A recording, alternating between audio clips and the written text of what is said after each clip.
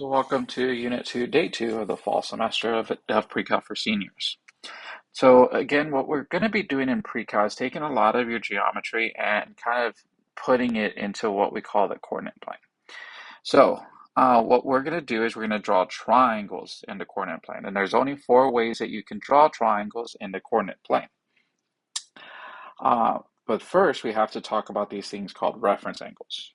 Reference angles are always going to be acute as well as positive because they're going to be angles inside of a triangle. And if it's inside of a right triangle, to be more specific, they need to both be less than 90 and positive for them to be inside of a triangle. So what we need to do is kind of talk about what reference angles are. So if you have, so I'm going to draw a coordinate plane, and if I draw an angle in quadrant 1, the positive and acute angle that's going to be drawn there, which is called the reference angle, is going to just be the angle that we have. So I'm going to do a little subscript for reference angle there. So if we're talking about an angle in quadrant 1, our reference angle is just the angle, as long as it's positive. In quadrant 2, however, if I draw an angle in quadrant 2, so it looks something like this. The reference angle that we're going to be talking about is the smallest angle that always goes back to the horizontal axis. So this is going to be our reference angle. So how do I figure out that reference angle? Well, it's something we talked about in the last notes. It's going to be the supplement. So we're going to figure out what the difference between 180 degrees and that angle is. What about quadrant 3? Well, if you draw an angle in quadrant 3 that looks something like this, I need to figure out the angle, the smallest angle that's being created between the horizontal axis and the terminating side. Always the horizontal axis. So if you think about this, well, we want to get rid of that top half of the circle, so we need to take away half of that circle. And then lastly, in quadrant 4, if I draw an angle that terminates in quadrant 4, get something that looks like this, well, the reference angle, again, is the smallest angle that is created between the terminating side and the horizontal axis. So we're just trying to figure out how much more do we need to go back to get a full circle. So what you're going to do is 360 minus that theta. So depending on which quadrant your angle terminates in depends which one of these formulas you need to do. So they're asking us to draw each of these angles and find the reference angle. So I'm going to sketch 200 degrees. So starting at my 0 degrees, 200 degrees looks something like this to me. Well, so that's going to terminate in quadrant 3. So to find my reference angle, I take away half of a circle from that and end up getting 20. So my reference angle is 20 degrees. Again, that's the angle that's being created from that terminal side to the horizontal axis. Now, some of you are able to sketch negative 210 degrees and figure out the reference angle. So negative 210 degrees looks something like this. Now remember that we're always going back to the horizontal axis. And some people can figure out, oh, well, just based on that, I know how much it is. Now, what I would love for everybody to do is use these 4 formulas. And these 4 formulas only work if theta is between 0 and 360. That means if it's positive. So how do I get negative 210 to be positive? Well, we find its coterminal angle by adding a circle to it and realize 150 degrees and negative 210 both terminate in quadrant 3 or 2. But the only way that we can use these formulas is by using or making sure that my angle is between 0 and 360, which 150 is. So if I subtract 150 from 180, you get 30. So your reference angle is 30 degrees. Which again, some of y'all were probably even able to just look at that and say, oh yeah, well you just passed 180 degrees by 30 and that was it, which is good. Exactly. 323 degrees to me looks something like this. Terminates in quadrant 4, which we have an angle between 0 and 360, and since quadrant 4 is 360 minus the angle that they gave us, and we end up getting 37 degrees. So that's my reference angle. Again, all of these are positive and acute. What's wrong with 750? Well, 750 is bigger than 360.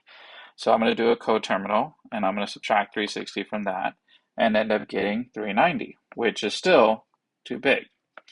So I'm going to subtract 360 to that and get 30. So pretty much what this angle is 30 degrees.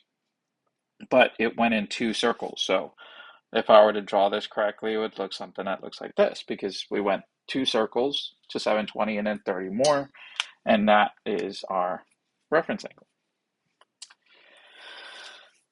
So what about these triangles that we talked about in the coordinate plane? What does that mean? Well, they want us to draw a triangle here in quadrant 2, and it needs to be a right triangle. So I'm going to draw kind of a hypotenuse, and I'm going to draw a straight vertical line. Oops. Not sure why that's not.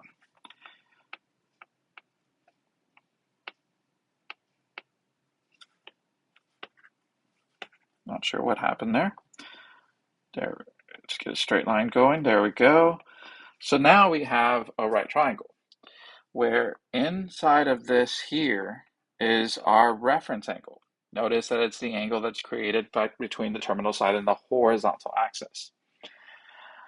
So that's drawing our triangle in our reference triangle in standard position. And then we're going to label the side lengths. So since we're going to the left, that's going to be a negative x, whatever number it is. Since we're going up, it's going to be a positive y. And in these triangles, we have Pythagorean theorem. And kind of spoiler to what we're going to talk about later on in this semester is talking about the unit circle, which has a specific radius. So that's why I'm going to call the hypotenuse r.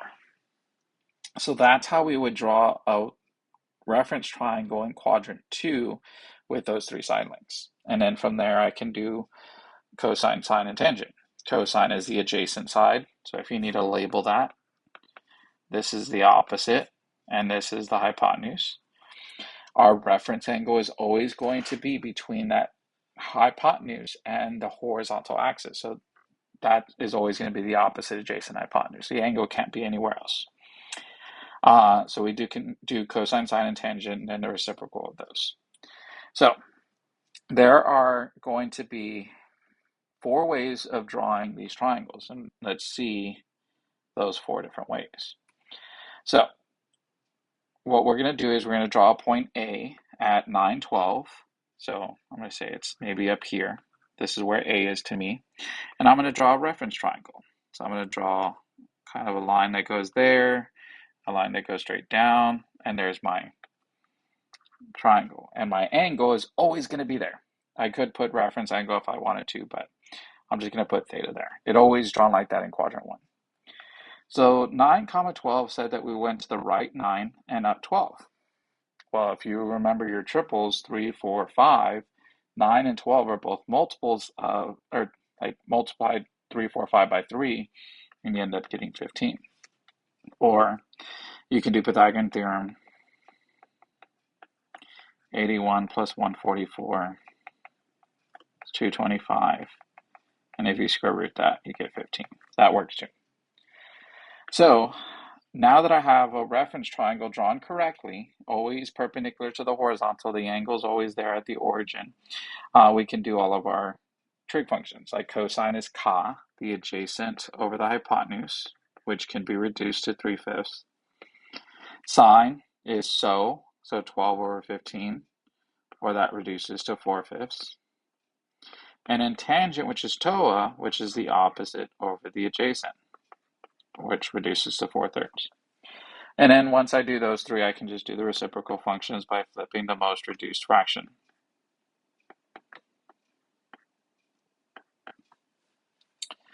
What if I give you a point at 2, -3? Well, it's just a sketch. I'm going to say 2, -3 is here. This is where point B is. So I'm going to draw a right triangle where that's the hypotenuse, and then that's, I'm going to try to, I kind of messed up. what's going on with this iPad this time around. I don't know if it's my pencil or, but yeah.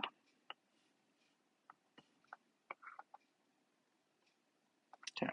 Try to do the best I can, but something's going on there. All right.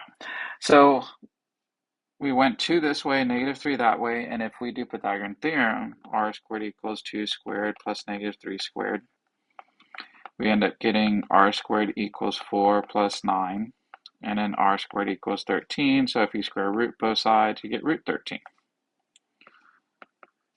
Now, the crazy thing is that now in PreCal, we have side lengths, legs, that can be positive or negative, but our hypotenuse will always be positive. So that's something that you want to put a note on, is that the hypotenuse is always positive. So now that I have all 3 side lengths, I can do my SOHCAHTOA. Cosine is ca, or 2 root 13 over 13. Sine is so the opposite side length, which is -3 over root 13. And it is very important that you keep that negative there. And then tangent is TOA, which is -3 over 2. So recognize something about what happens with those 3 trig functions when that triangle is in quadrant 4. And then secant is just a reciprocal of those, so root 13 over 2, negative root 13 over 3, which the negative doesn't matter if it's on top, bottom, or in front, as long as it's somewhere, and then negative 2/3. So I can give you a point and tell you to draw a triangle and figure out what quadrant it's in, and then you find all 6 trig functions. Or I can tell you to draw a triangle in a specific quadrant, like in quadrant 2. Let's just say that we have this triangle, which again, it's always going to be perpendicular to the horizontal, and the angle is always going to be here. That would always make the adjacent side x, the opposite side y, and then the radius of our circle that we're going to get into later is our hypotenuse. So they told us tangent is -12/5. So tangent's TOA, so the opposite over the adjacent. But one of those side lengths needs to be negative. Well, going to the left is negative. Going up is positive. So the 12 stays positive, but the 5 is negative. And that's something that a lot of people forget. If you remember your triples, that means that the hypotenuse is 13, or you can do Pythagorean theorem and do that. And then we can find the other 5 trig functions. Cosine is ca, adjacent over the hypotenuse. Sine is so opposite over hypotenuse. Secant is the reciprocal of cosine. Cosecant is the reciprocal of sine. And then cotangent is the reciprocal of tangent, which they gave us. And we get those. Lastly, one of the quadrants that we haven't done yet is quadrant 3. So let's look at what a triangle looks like in quadrant 3.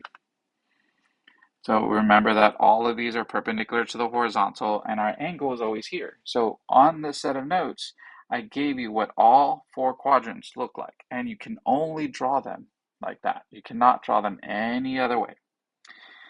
They told us cosine is the ratio of 12 over 13. So the adjacent side is 12, the hypotenuse is 13, but one of them is negative. Well, like I said earlier, the hypotenuse is never negative, so this has to be -12. And if you realize this is a triple, this is 5 for 5, 12, 13. But we are going down, so that's going to be a -5. So now I can do all my ratios. So opposite over hypotenuse. Opposite over adjacent is -5 over -12, or positive 5/12. Secant is the reciprocal of cosine, which they gave us earlier, so we just take the reciprocal of that. Cosecant is the reciprocal of sine, and then cotangent is the reciprocal of tangent. So those are the ways that you're going to be asked in this class about that. Now, down here, what we have is kind of a graphic organizer to help you kind of decipher where functions are positive. So what this stands for is all sine, tangent, and cosine. ASTC. You can think of different ways to remember this. All students take calculus is one thing that we like to use a lot, but these are where the functions are positive. So if you go back to the quadrant 1 answers, notice that they're all positive. If we go to quadrant 2, notice the only thing that was positive. Oops, I was thinking I was using a highlighter. Sine. Sine is the only function in quadrant 2 that was positive, and of course cosecant is just a reciprocal of it, so it stays positive. But that's why quadrant 2 is sine. Quadrant 3, what did you notice was positive? Tangent. But sine and cosine are both negative. And then lastly, in quadrant 4, which one of these 3 trig functions was positive? Cosine. This is going to help you later on in the future on trying to figure out kind of what is happening with these trig functions. So make sure you practice this stuff in your notes or your assignments and ask questions if you have them.